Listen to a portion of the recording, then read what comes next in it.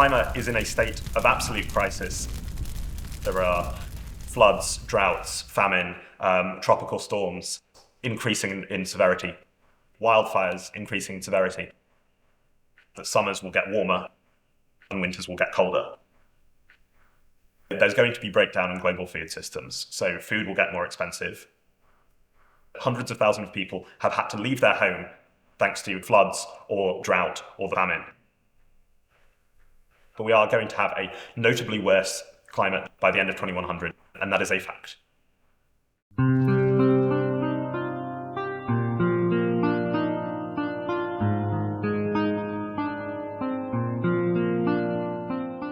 I first heard the phrase or term climate change when I was like 8 or 9, and then I sort of knew what it was when I was like 10 or 11, and then I've sort of been growing anxious in the past few years. I feel quite passionately sad about climate change because I think that it's not fair that humans are ruining a world that was so nice before. Right now, I don't think I'm the only one that's feeling like it's really hard to know if you're doing the right thing and to know if you should continue doing something or if you're really just insignificant. It makes me feel quite petrified for the future. I had read about climate anxiety, and as a teacher here, I hadn't been particularly aware of it until we raised the topic a month or so ago with our social action group. And it was quite revealing because people did feel anxious about climate change and had a lot to say about it. The climate crisis makes me feel angry because people need to realise that this matters and it's something that affects everyone and everything, and it's so important. My father is from India, and so he grew up in the Punjab where there was monsoon season changes and also flooding, and so I grew up hearing stories about this, and so I've always had that anxiety and concern around climate change, knowing its tangible impacts in the world and how it's affected my father. Climate anxiety to me seems like such a reasonable human response to such an existential, scary threat. It feels like we're driving towards a cliff. 2021, a group of researchers came together to examine how bad is climate anxiety, climate distress amongst young people. We surveyed 10,000 16 to 25-year-olds in 10 different countries in the world. We asked, do you think the future is frightening? 3/4 told us the future was frightening. 3/4 in the UK told us the future was frightening. The other big question we asked was, do you think humanity is doomed? And over half globally told us they thought humanity was doomed. So what we have to think about here is in terms of the impact on mental health, of what that means for young people growing up thinking this. It's just scary to think that, like, before I even go to university, I might already have lost my future because of the people trying to make money off of fossil fuels. I think the climate crisis is something that's a now or never thing. If we don't take action now, if we don't stop what we're doing right now, we're never going to be able to stop it.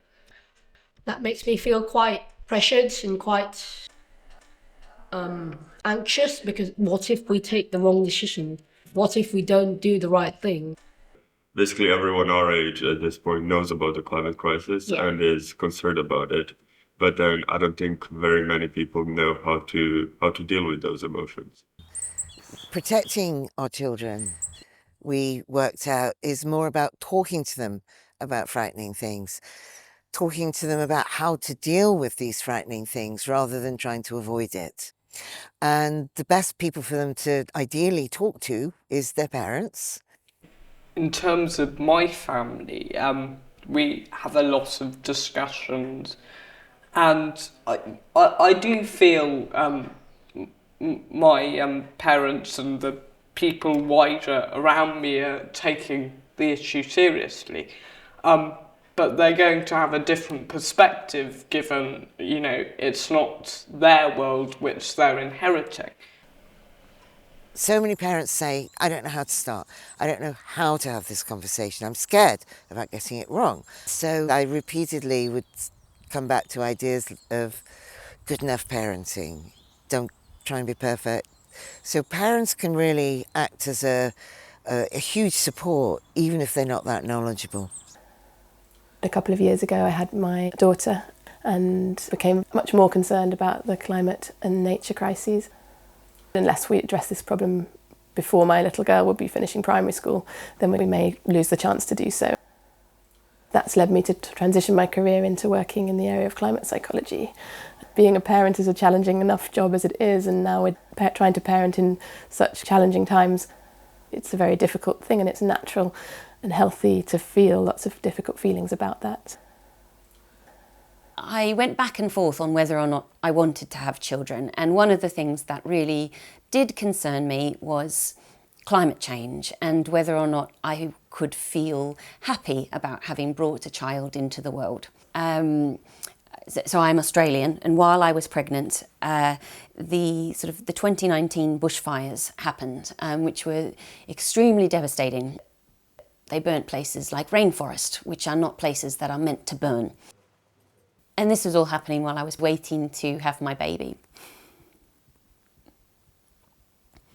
I was horrified by what I'd done. And I suddenly felt like I couldn't believe that I would have thought that I had been so blasé about all of these fears and these anxieties that I'd had. I'm a mum of 2 children who are almost 5 and almost 3. In 2022, I had this really terrible episode of climate anxiety where I couldn't sleep, I couldn't do any work. I would, pack the kids off to nursery and then I would just sort of sit on the sofa shaking. Just after my daughter was born, I did have this period of anxiety and depression. I did end up going to my GP. I was assessed very quickly, and then I had a therapist who was really lovely. I mean, she was really excellent. But the thing that I was really struggling with was that I kind of thought, well, it feels like I should be anxious and that maybe other people should also be anxious. All too often people kind of pathologise or individualise this distress. And actually I would worry about people that weren't distressed. I'd say, what's wrong with you? Why are you not worried? It's actually our climate distress, climate anxiety that could save us, because it wakes us up to the state of the world and what needs to be done. It's a sign of mental health, not mental illness. At the same time as doing therapy, I attended a few climate cafes where people talk honestly and openly about their feelings on climate change. It was genuinely a revelation. I talked about some pretty horrible feelings, I have to say. Angry ones. I was really angry in the cafe that I went to. I was talking about wanting to smash things. What I was told was, we can understand why you're so angry. We're angry too. That made me feel better. The scientists know what needs to happen in terms of actually how we address the problem itself, but it's how we get people to take significant steps on that. And a lot of the barriers are psychological. And so I've built a course for parents who are concerned about these issues. We spend some time looking at psychological defences that come into play around these topics and understanding those both in terms of how they operate in us and how they might be present in people that we're communicating with. I guess joining Mothers Can was the thing that brought me out of that really difficult climate anxiety. For the last 18 months or so, I've been running a group in Cambridge, Mothers Climate Action Network, which is aimed at campaigning for sustainable changes in the local community. If I am having a bad anxiety day, I will seek out solutions-focused news. to remind myself of all the progress that is being made, all the positive things that are happening in the world, and all the other people who care about this.